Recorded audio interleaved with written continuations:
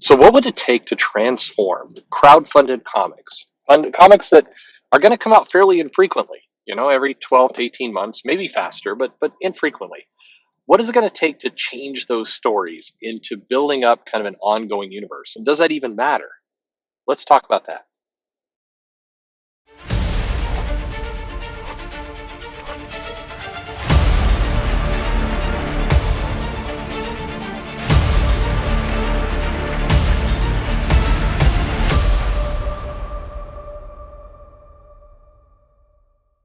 Hey everybody, this is Perch. This is the other half. I've been back in the car because I had to go in to take a COVID test, and let me tell you, that test sucks.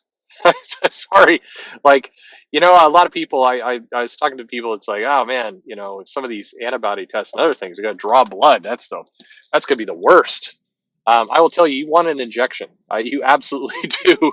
The let's stick a giant tube up into your brain. From into total recall style up your nose into your brain. That is awful. Like I'm just going to point out right now that is a terrible, terrible thing. I disagree with that test immensely. Anyway, but I'm back in the car. I get to be in the car and actually see a city and people again. It's amazing. I'm going to just crank the mileage up here. I'm going to 140 and just that's what it likes living in Seattle right now. Nobody's out. So everybody's self isolating. It's personal space time. Anyway, um, crowdfunded comics. So the problem with crowdfunded comic, and well, it's not. That's the wrong way to start. I think a lot of people have a lot of different ideas about crowdfunding and what it can do and what it can be. And what it can do, certainly, is it can provide a showcase for an artist or a creator to tell a total story. It can also be something in almost an anthology way where you have the world of, blank, the world of this, whatever, fantasy, military, superhero, whatever it happens to be. You've got this kind of, this world, and you can tell a story in it, kind of graphic novel style. You know, the challenge is a lot of what crowdfunding is not is it's not an ongoing universe. And what I mean by that is it's not a place where you can get a comic and you can kind of have it end on a cliffhanger, and then a month later you pick up the story and you go again.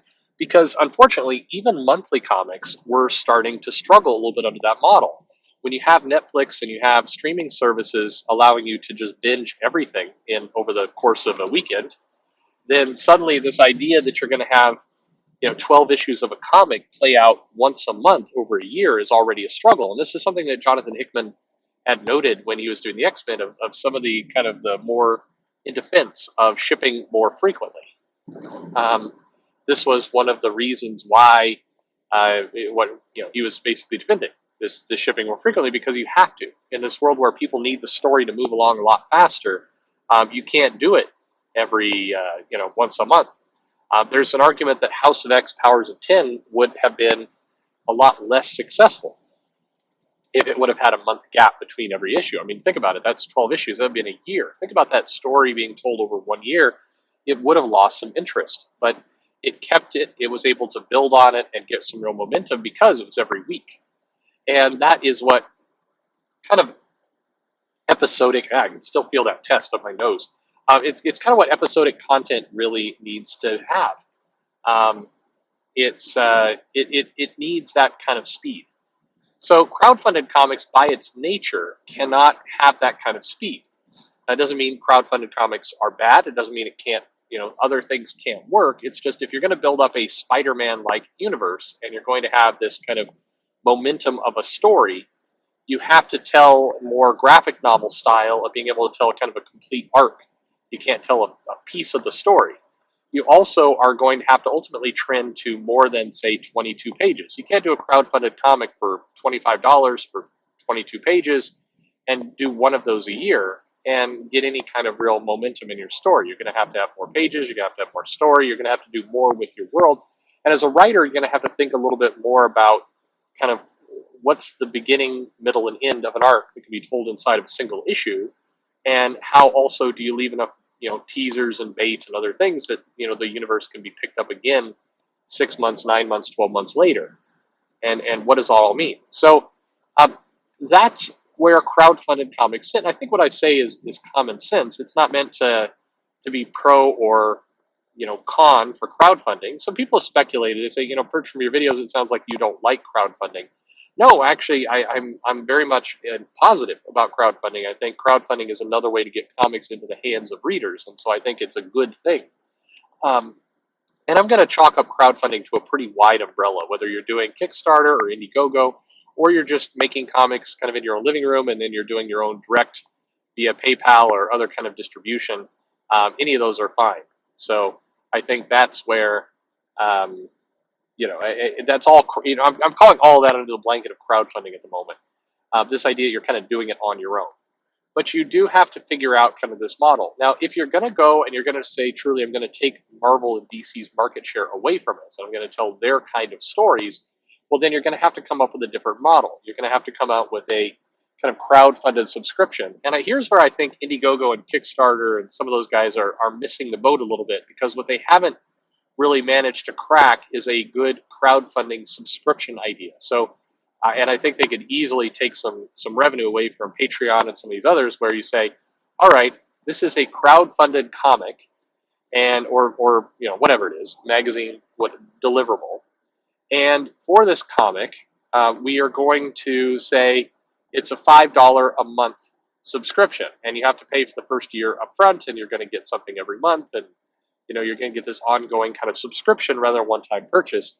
That's the kind of thing that where the business model tips into enabling more of this kind of episodic ongoing content, which, by the way, I think would be healthy for a lot of people who are doing crowdfunding. Because my observation is that a lot of people who are doing crowdfunding really don't know how to do it. And what I mean by that is their brains are kind of still in the period of they should do a kind of comic, and they should build a universe, and they should have a story, and it should be ongoing and all the rest, because that's what they grew up reading from comic publishers. And so that's kind of where they're naturally will gravitate to. And I also think a lot of people who are getting started, I think it's a problem they can tackle to do a tight 20, 22 pages worth of comic and story and idea and put something out. But suddenly, if they have the pressure of like, nope, this can be a $25 deliverable, and they've got to, we got to fill 40 pages or 60 pages up with a story, and we got to do this kind of one shot to get the cash and put something out. That idea of telling one story in one comic is kind of the opposite of what a lot of people have grown up and trained themselves to do. So I think it winds up putting a weird kind of pressure on people to. They want to be in comics, they want to deliver a comic, but they're having to deliver a different kind of comic than what they're necessarily used to and what they're comfortable doing. And so I think it sets them up for some failure as a result. I think that there's certainly a lot of growth in a lot of areas for crowdfunding, but I think there has to be a kind of a recognition of what crowdfunded books can be and what they aren't. And then, doing the best to deliver under that model than not. I also think that people need to, hopefully, as crowdfunding matures and people get more into it, crowdfunding becomes less about sticking it to Marvel and DC and other pros and more about just enjoying the content that you're getting. There are people who come in and they're like, I really like Cyberfrog because screw Marvel. Or, I don't want to put up with that other stuff. We talk about, mistakes publishers make, and people may come in and say, I that's why I read Cyberfrog. You should be reading Cyberfrog Frog because you're enjoying what you're getting out of it, and you feel like the amount of money you paid is the value you're getting. That should be the reason. If you're doing it as some kind of weird protest toward Marvel or DC or someone else, I guess that could be frosting for people. That could be the extra that they get out of it, but it's just not a very good. It's not something that lasts, and nobody can build a business out of kind of anti-product or anti-marketing. Not a sustainable one, anyway.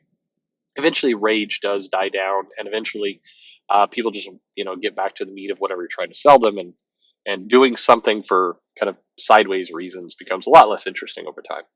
Anyway, that's my thought on it. What do you think? Can crowdfunded comics get to episodic? Is it a business model problem? Is it a content creator problem? What would allow them to get there? Does my voice sound super funny because I had a giant plastic swab crammed up my nose into my brain to test for a super disease? The cool part, this is like an episodic video because the last one was talking about, hey, I'm going to get a test. Now this one's, I got the test, and in like 4 days, I'll do a, hey, I'm good, or no, I'm bad, and I guess I'm glad I stocked up on those videos because, you know, bad news. Hopefully not. Anyway, like, subscribe, leave your comments below. Let me know what you think and where you would prefer things going. Do you care? I'm gonna. Good Lord, this pain is terrible. I hope none of you have to get this. It's awful. Not painful, just irritating. It's an irritating feeling. I can hear it in my voice. It's awful.